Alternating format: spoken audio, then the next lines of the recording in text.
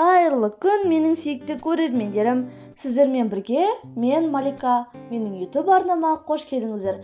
Бүгін біз сіздермен қызыл капустадан өте дәмді салат жасайтын боламыз. Ендеше бізбен бірге болыңыздар. Капустаны өте жұқа қылып турайтын боламыз. Ол үшін маған осындай аршығыш көмектесті. Көріп тұрғандарыңызды өте жұқа қылып турады.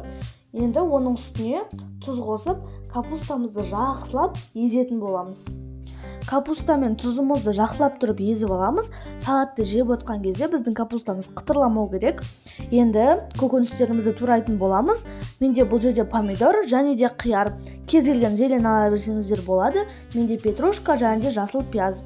Сіздер сельдерей, укроп алсаңыздар да болады, өз еріктеріңіз. Осылай қияр мен помидорды ұзыншалап турап алдым. Ал шөбімізді майдалап тураймыз.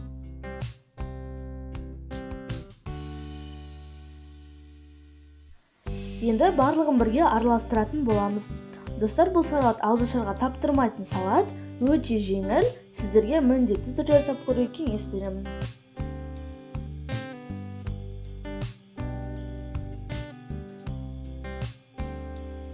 Енді дәміне қарай тұз қосатын боламыз. Егер де тұздарыңыз жеткілікті болса, қосудың қажеті жоқ.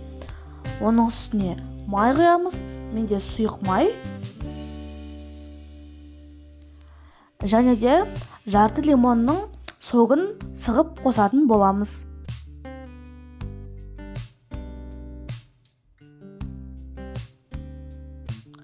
Жақсылап тұрып араластырамыз тағыда.